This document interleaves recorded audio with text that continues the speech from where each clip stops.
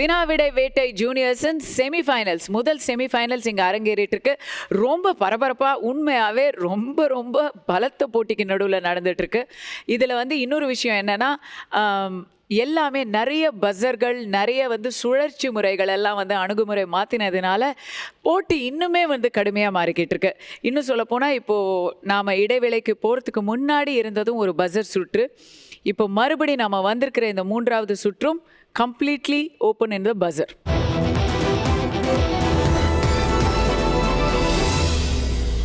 So மறுபடியும் நம்ம buzzer சுற்றில் தான் எல்லா டீம்ஸுமே வந்து உங்களுக்கு வாய்ப்பும் உண்டு, போட்டியும் உண்டுங்கிற நிலவில் தான் ஆரம்பிக்கிறோம்.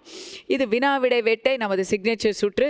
உங்கள் எல்லாருக்கும் தெரிஞ்ச மாதிரி 2 படங்கள் வரும். அந்த படங்களுக்கான இணைப்பையோ இல்லது அந்த படங்கள் பகிர்ந்து கொள்ளும் ஒற்றுமையையோ இல்லை அந்த 2 படங்களும் இணைந்து சொல்லும் செய்தியையோ எங்களுக்கு நீங்கள் சொல்ல வேண்டும். உங்களுக்கான முதல் வேட்டை திரை. இந்த படத்தில் இடப்பக்கம் நீங்கள் யாரை பார்க்குறீங்க, வலப்பக்கம் நீங்கள் யாரை பார்க்குறீங்கன்னு தெரிஞ்சாலே நீங்கள் கனெக்ஷன் சொல்லக்கூடியவங்க தான். பெத்திட் செமினர் நீங்கள் தான் மறுபடியும் பஸ்ஸர் ப்ரெஸ் பண்ணியிருக்கீங்க. சொல்லுங்கள். இண்டிகா. சரியான விடை.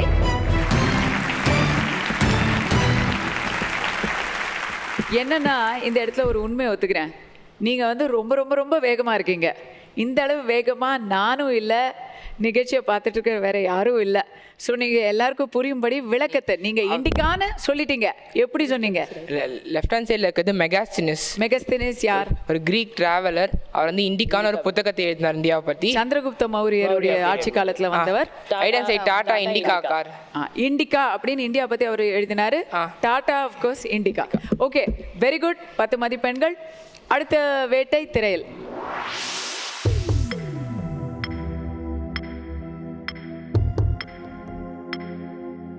நீங்கள் இடப்பக்கம் பார்க்குறது ஒரு திரைப்படத்தின் போஸ்டர், வலப்பக்கம் பார்க்குறது ஒரு விஞ்ஞானி. 2 பேரையும் இணைத்து ஒரு செய்தியை சொல்லலாம், அல்லது இந்த விஞ்ஞானிக்கும் அந்த போஸ்டருக்கும் என்ன சம்பந்தம்னு சொல்லலாம்.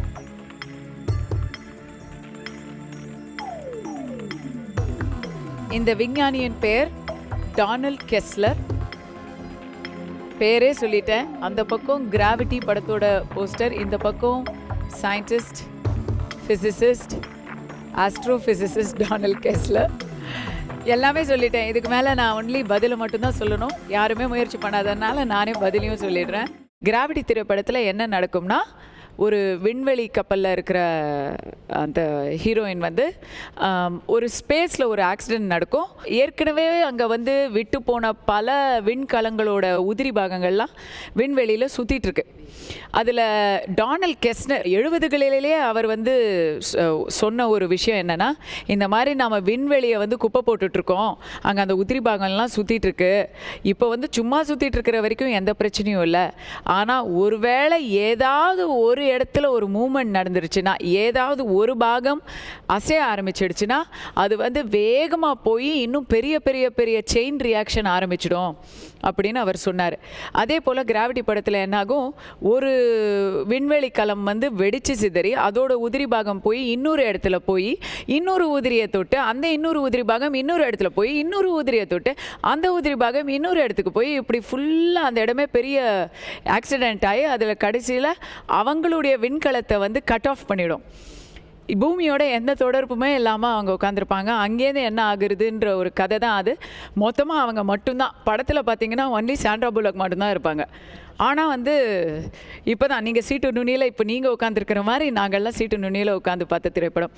சரி, அடுத்த வேட்டையை பாருங்கள். அடுத்த 2 படங்களை பாருங்கள். நீங்கள் 2 லோகோ பார்க்குறீங்க. ஒரு லோகோ தெரிஞ்சால் அடுத்த லோகோ வந்து நீங்கள் யோசிக்க கூட தேவையில்லை. ஆனால் இன்னொரு லோகோவை பார்த்தா நான் விடையை சொன்னதுக்கப்புறம் ஆமாம் இல்லை அப்படின்னு சொல்லுவீங்க. விஷுவல் அப்படியே இருக்கும் ஸ்க்ரீனில். சரி, யாரும் இதுக்கும் முயற்சிக்கல. சரி, நான் இப்போ ரிஸ்க் எதுவும் இல்லை. அந்த இடப்பக்கம் இருக்கிறது என்ன லோகோ? பெப்சிகோலாவா? இல்லவே இல்லை. பெப்சிகோ இல்லை, Wikimedia. World Trade Organisation. World Trade ஆர்கனைசேஷனுடைய WTO உடைய லோகோ தான் வந்து இடப்பக்கம் நீங்கள் பார்க்குறது. இங்கே வலப்பக்கம் பார்க்குறீங்க பார்த்தீங்களா, அதுவும் வந்து WTO தான். இது WTO, அது WTO. இது என்னன்னா வேர்ல்டு டாய்லெட் ஆர்கனைசேஷன். இப்போ பாருங்க புரியுதானே? World toilet organisation. இப்போ புரியுதா? இப்போ விளங்குதா? ஸோ ரெண்டுமே WTO தான். யாராவது ஒருத்தர் அதை வந்து ரிஸ்க் எடுப்பாங்கன்னு நான் எதிர்பார்த்தேன். பரவாயில்லை. அடுத்த கேள்வி இதுதான் இந்த வினாவிடை வேட்டை சுற்றின் கடைசி கேள்வி. இடப்பக்கம் இருப்பவரை எல்லாருக்கும் தெரிஞ்சிருக்கும். வலப்பக்கம் இருப்பது நைக்கியின் ஜஸ்ட் டூ இட் அப்படிங்கிற அந்த ஸ்லோகன். இதுக்கும் யாரும் ஏன் பஸரில் யாருமே முயற்சி பண்ண மாட்டேங்கிறீங்க?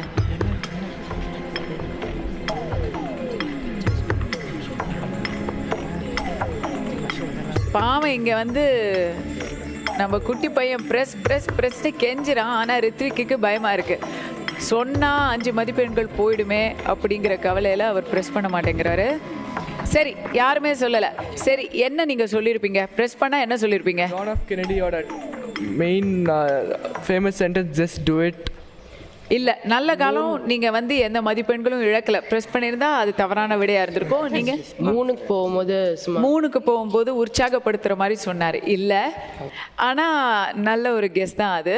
சரி, இது வந்து ஆக்சுவலி ஒரு ரொம்ப ரொமான்டிக்கான ஒரு ஆன்சர். ஜான் எஃப் கென்னடி அவர்கள் தேர்தல் நேரத்தில் அமெரிக்க ஜனாதிபதி தேர்தலுக்காக அதுக்கான ஆயத்தங்களில் மும்முரமாக இருந்த நேரம். அதே சமயத்தில் அவர் வந்து ஜாக்கி கென்னடியை ரொம்ப காலமாக வந்து லவ் பண்ணிக்கிட்டு இருக்கார். ஆனால் இந்த மாதிரி அவருடைய அரசியல் கட்டாயங்கள்னால அவங்கள வந்து இப்போ கல்யாணம் பண்ணலாமா, கல்யாணம் பண்ணால் ஒர்க் அவுட் ஆகுமா, இப்படி பல கன்ஃபியூஷன்ஸில் இருந்தார். அப்போது ஒரு பிரிட்ஜு மேலே போய்கிட்டு இருக்கும்போது நைக்கி போர்டை பார்த்தாரு. ஜஸ்ட் டூ இட் அப்படின்னு அது சொல்லிச்சான். இமிடியேட்டாக டெசிஷன் எடுத்துட்டாரு. அந்த போர்டை பார்த்து நைக்கி புண்ணியத்தில் ஜாக்லின் கென்னடியை கல்யாணம் கட்டிட்டார். ஸோ ஜான் எஃப் கென்னடியின் காதல் கதையை தான் நாங்கள் அங்கே 2 படங்களில் விவரிச்சிருக்கோம். யார் யாரை காதலிச்சா எங்களுக்கு என்ன, மார்க் என்ன அப்படின்னு கேட்குறாங்க. சரிப்பா, மார்க்கே பார்ப்போம். இந்த சுற்றுல வந்து பெரிய அளவில் மதிப்பெண்கள்லாம் மாற்றம் இல்லை. ஏன்னா 4 கேள்வியில் 3 கேள்விக்கு யாருமே வந்து பதில் சொல்லலை. பெத்து செமினர் மேலே மேலே மேலே போய்கிட்டே இருக்கீங்க. 35 பாயிண்ட்டோட உங்களோட முன்னாடியே இன்னும் அதிகப்படுத்தியிருக்கிறீங்க. SBOA ஸ்கூல் நீங்கள் 10ல் இருக்கீங்க. மகரிஷி வித்யா மந்திர் 10ல் இருக்காங்க. ஜெயந்திரா கோல்டன் ஜூப்ளி திருநெல்வேலி அவங்க 20 மதிப்பெண்களோடு இருக்காங்க. Semi-final number 1. 3 ரவுண்டுக்கு அப்புறம் இன்றைக்கி வந்து எந்த எலிமினேஷனும் கிடையாது. போட்டியில் வந்து எல்லாருமே நல்லா பார்ட்டிசிபேட் பண்ணலாம், ஃப்ரீயாக இருக்கலாம். ஆனால் இன்னொரு விஷயத்தை நீங்கள் எல்லாருமே மறக்கிறீங்க. இதில் பஸர் ரவுண்டில் யாருமே வந்து ரிஸ்க் எடுக்க விரும்பலை, 5 பாயிண்ட்டை இழக்க விரும்பலை. ஆனால் அது வந்து உங்களுக்கு ஸ்ட்ராட்டஜிவெலாம் நீங்கள் நிறைய பிளான் பண்ணிகிட்டு இருந்தேன் நீங்கள் பார்த்ததுனால நான் சொல்கிறேன். அது வந்து ரொம்ப தப்பான ஸ்ட்ராட்டஜி. ஏன்னா நீங்கள் இன்றைக்கி மார்க் கம்மியாக எடுத்தீங்கன்னா நாளைக்கு வேறு யாராவது அதிகமாக மார்க் எடுத்தாங்கன்னா அது உங்களுடைய சான்சஸை ரொம்ப பாதிக்கும். ஸோ நீங்கள் ரிஸ்க் எடுத்தாலும் பரவாயில்லைன்னு எவ்வளோ மார்க் எடுக்க முடியுமோ அதை முயற்சி பண்ணணுங்கிறது என்னுடைய கருத்து. ஆனால் அன்னைக்கு உங்களுக்கான ஒரு திட்டம் இருக்கும், அதுக்கு ஏற்ப நீங்கள் செயல்படுங்க. டீச்சர்ஸ் நீங்கள் என்ன நினைக்கிறீங்க? ரிஸ்க் எடுக்கலாம். நீங்கள் என்ன நினைக்கிறீங்க? have to try out their இல்லை, கொஞ்சம் இன்னைக்கு தான் கண்டுபிடிக்க முடியும். அடுத்த 2 ரவுண்டில் வந்து இன்னும் டஃப் ஆகிடும். பார்ப்போம். இப்போ வந்து பஸர் ரவுண்ட் இல்லை. 4வது ரவுண்டை பொறுத்த வரைக்கும் இது நம்முடைய வானவில் சுற்று.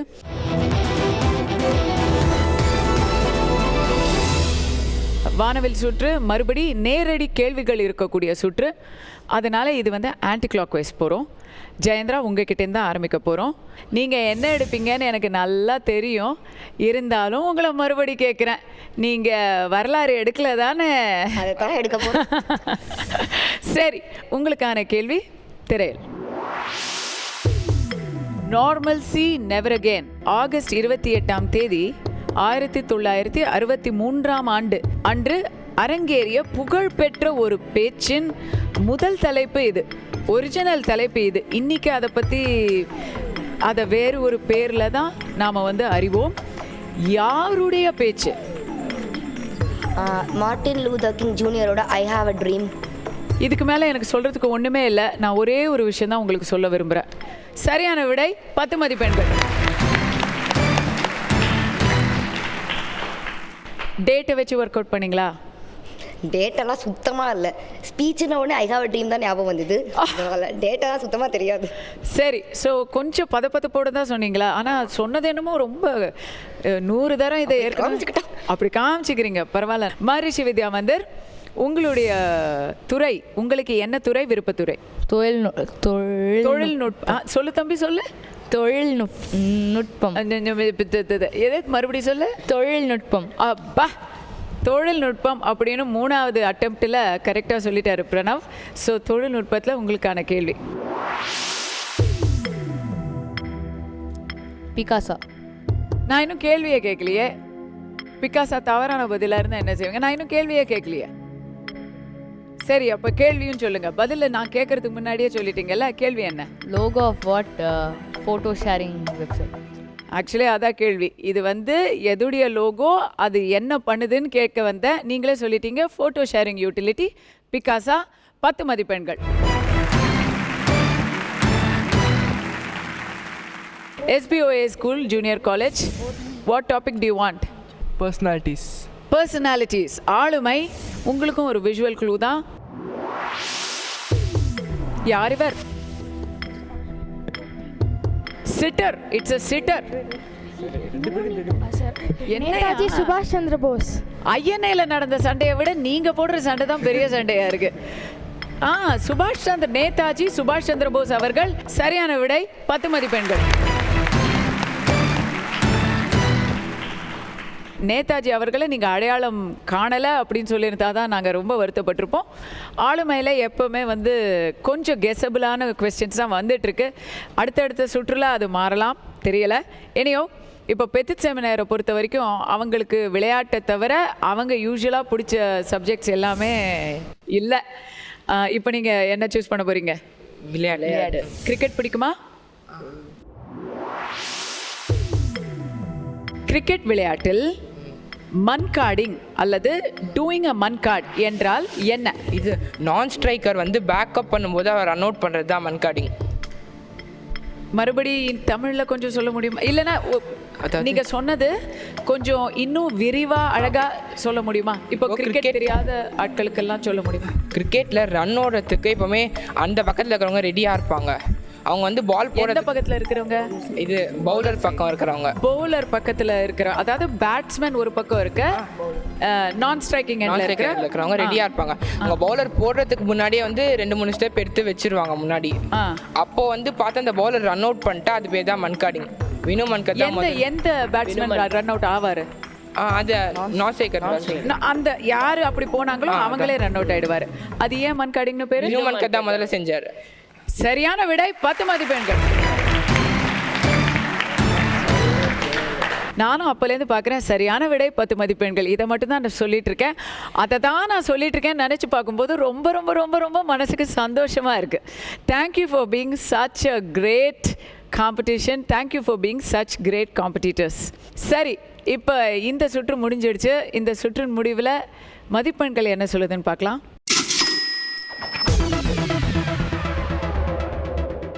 45 மதிப்பெண்களோடு பெத்தித் செமினார் இருக்கீங்க. SBOA ஸ்கூல் இன்னைக்கு நீங்கள் இது வரைக்கும் 20 மதிப்பெண்கள் எடுத்திருக்கீங்க. மகரிஷி வித்யா மந்திர் நீங்களும் இன்னைக்கு இதுவரை 20 மதிப்பெண்கள் எடுத்திருக்கீங்க. ஜெயந்திரா திருநெல்வேலி நீங்கள் 30 மதிப்பெண்கள் எடுத்திருக்கீங்க. இப்போ இன்னும் 5 கேள்விகள் தான் பாக்கி. அந்த 5 கேள்விகளும் பஸர் முறையில் வர்றதுனால 50 மதிப்பெண்கள் இருக்குது. அந்த 50 மதிப்பெண்களை நீங்கள் எப்படி பிரித்து பங்கு போட்டுக்க போகிறீங்க அப்படிங்கிறது தான் கேள்வி. 10 செகண்ட் முத்தம். 10 பாயிண்ட் எடுக்கலாம் அல்லது இழக்கலாம். ஜாகிரதையாக பதில் சொல்லுங்கள். பரபரப்பான போட்டிக்கு நடுவில் உங்களை மறக்க முடியுமா? உங்களுக்கான SMS கேள்வி இதோ. மார்க் ஜக்கர்பர்க் என்பவர் துவக்கிய சமூக வலைத்தளம் எது? உங்களுடைய options: option A Twitter, option B Facebook, option C Orkut. Mark Zuckerberg துவக்கிய சமூக வலைத்தளம் எது? Option A Twitter, option B Facebook, option C Orkut. உங்களுடைய விடையை PY space VVVJ space option A அல்லது B அல்லது C அப்படின்னு டைப் அடித்து எங்களுக்கு 56060ங்கிற நம்பருக்கு அனுப்புங்க. சரியான விடையை எழுதி அனுப்பும் 5 அதிர்ஷ்டசாலிகளுக்கு புதியுகம் சார்பில் பரிசுகள் காத்துட்டு இருக்கு. உங்களுடைய பஸர் கொஸ்டின்ஸ் இதோ. இது எதற்கு இன்ஸ்பிரேஷனாக இருந்தது. எஸ் எஸ்பிஓ. பார்லிமெண்ட். மொட்டையா பார்லிமெண்ட்னு சொன்னா இந்தியன் பார்லிமெண்ட். இந்தியன் பார்லிமெண்ட் பில்டிங்னு சொல்லுங்க. பார்லிமெண்ட்னா உலகத்துல எத்தனை பார்லிமெண்ட் இருக்கு? இதுதான் வந்து இந்தியன் பார்லிமெண்ட்டுக்கு வடிவமைப்புக்கு ஏதுவாக இருந்த கோயில், மித்தாவாலி கோயிலின் தோற்றம். ஸோ பார்த்தாலே தெரியும் அதே மாதிரியே இருக்கு. இரண்டாவது கேள்வி, அமெரிக்காவில் டைரக்டர் ஆஃப் ஃபர்ஸ்ட் இம்ப்ரெஷன்ஸ் அப்படின்னு பயங்கர பந்தாவா சொன்னா அது யாருடைய பதவியை? டைரக்டர் ஆஃப் ஃபர்ஸ்ட் இம்ப்ரெஷன்ஸ் அப்படின்னு யாரை சொல்லுவாங்க? சொல்லுங்க. Thomas Alva Edison வச்சிருந்த போஸ்ட் ஆக்சுவலி சம் வார் டிஃபென்ஸ் மேன். அவ்வளோலாம் இல்லைங்க, சாரி, தவறான விடை. 10 மதிப்பெண்களை நீங்கள் இழக்கிறீங்க. அதுதான் நான் கேள்வியை முடிக்கிறது. இதே மாதிரி தான் எங்கள் ஈரோட்டில்னு ஆரம்பிக்கிச்சு, நீங்கள் ஆரம்பிச்சிங்க. கேள்வியை நான் முடிச்சிருப்பேன். டைரக்டர் ஆஃப் ஃபர்ஸ்ட் இம்ப்ரெஷன்ஸ்னு பந்தாவாக அழைக்கப்படுவது எந்த வேலை அல்லது எந்த பதவிங்கிறத கேள்வி. ரிசப்ஷனிஸ்ட் இருக்காங்க இல்லையா, வாசலில் ரிசப்ஷனிஸ்ட் இருப்பாங்க, அங்கே தான் முதல்ல எல்லாருமே வந்து நிற்கணும். அவங்க தான் வந்து டைரக்டர் ஆஃப் ஃபர்ஸ்ட் இம்ப்ரெஷன்ஸ் அப்படின்னு ஒரு நல்ல விதத்தில் அவங்களுக்கும் ஒரு உற்சாகம் அளிக்கக்கூடிய விதத்தில் மரியாதையாக கூப்பிடுறாங்க அமெரிக்காவில். அடுத்த கேள்வி வந்து ஒரு விஷுவல். இந்த விஷுவலை பார்த்து இது என்ன அப்படின்னு நீங்கள் சொல்லணும், அவ்வளோதான். எஸ் மாரிஷி. இது வந்து ஆஸ்மா க்யூர் பண்ணுறதுக்கு ஆந்திராவில் யூஸ் பண்ணுற ஒரு மெடிசன். தே லைவ் ஃபிஷ் அப்படியே ஆந்திராவில் யூஸ் பண்ணுறாங்க. யோசிச்சு சொல்லுங்க. Okay okay, I'm not Andhra. Okay, இது ஆஸ்மா யூஸ் பண்ணுற ஆஸ்மா. ஆந்திரா இல்லை, தெலுங்கானா, ஞாபகம் வச்சுக்கோங்க. ஓ ஓகே, சரி. அங்கே யூஸ் பண்ணுற மெடிசன் அது லைவ் ஃபிஷ் அப்படியே தேல் இன்சர்டட் ஒரு பர்சனோட வாயில்.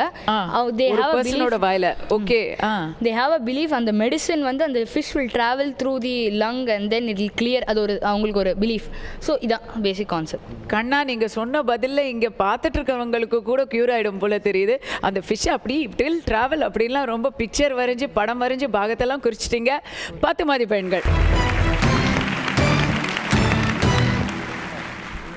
இது வந்து ஆஸ்மாவுக்காக மருந்தை மீன் மூலமாக வைத்து செலுத்தப்படும் அந்த ஒரு முறையை தான் நம்ம இந்த படத்தில் பார்க்குறோம். அடுத்த கேள்வி, இந்த 4 நாடுகளுக்கு உள்ள ஒற்றுமை என்ன? காங்கோ, பஹ்ரைன், தென்கொரியா, இந்தியா. எஸ் ஜெயேந்திரா. பஸ்ஸரில் டிஸ்கஸ் பண்ணுறதுக்கெல்லாம் டைம் இல்லை.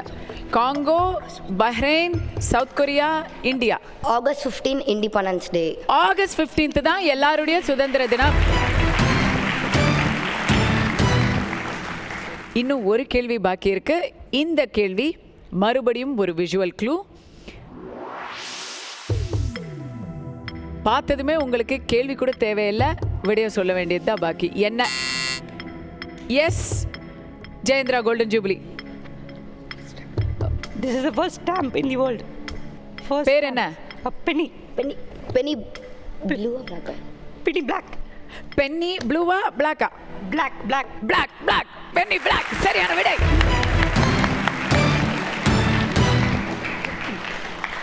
நான் ஸ்ரீநிதி வந்து கேட்க சொல்றாங்க, ப்ளூன்னு சொல்றாங்க, சொல்லி 10 மார்க்கை காவ் கொடுக்க போறீங்க. நான் வெயிட் பண்ணிட்டு இருந்தேன். ஆனா பாலாஜி வந்து ரொம்ப திடமா இருக்கிறாரு. அது உலகத்திலேயே வெளியிடப்பட்ட முதல் தபால் தலை பென்னி பிளாக் என்பது மிக சரியான விடை. அதுல இன்னொரு ஒரு 10 மதிப்பெண்களை நீங்க பெற்றிருக்கீங்க. ஸோ இன்னைக்கு வந்து கடைசி மதிப்பீடுகளை பார்க்கும்பொழுது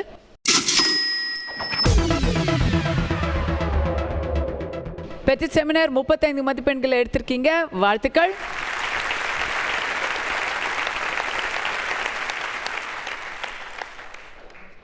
SBOA ஸ்கூல் நீங்க 30 மதிப்பெண் எடுத்திருக்கீங்க. வாழ்த்துக்கள். மகரிஷி வித்யா மந்திர் நீங்களும் 30 மதிப்பெண்கள் எடுத்திருக்கீங்க. வாழ்த்துக்கள். ஜெயேந்திரா கோல்டன் ஜூபிலி திருநெல்வேலி நீங்க 50 மதிப்பெண்கள் எடுத்திருக்கீங்க. உங்களுக்கு வந்து உங்களுக்கு வந்து இந்த இன்றைய நிகழ்ச்சியிலே உங்களுக்கு சொலையா 15 பாயிண்ட்ஸ் எக்ஸ்ட்ராவாக கிடச்சிருக்கு மற்ற டீம்ஸை விட. உங்களுடைய லீடு வந்து 15, இன்னும் சொல்லப்போனால் 20 பாயிண்ட்ஸ் கூட நீங்கள் மற்றவங்களோட ஒரு லீடு, உங்களுக்கு ஒரு குஷன் கிடச்சிருக்கு. இந்த குஷனை நீங்கள் அடுத்த செமிஃபைனலில் வரும்பொழுது அதிகப்படுத்துகிறீங்களா இல்லையா? இங்கே வந்த அணிகள் எல்லாரையும் மீண்டும் நாம் சந்திக்க போகிறோம். அடுத்த செமிஃபைனலில் 2 புதிய அணிகளை சந்திப்போம். அந்த செமிஃபைனலில் யார் முந்துறாங்க யார் பிந்துறாங்கங்கிற கேள்வி எல்லார் மனதிலும் தொக்கி நிற்குது. அந்த கேள்வியுடன் விடைபெறுகிறேன். வினாவிடை வேட்டை ஜூனியர்ஸ்.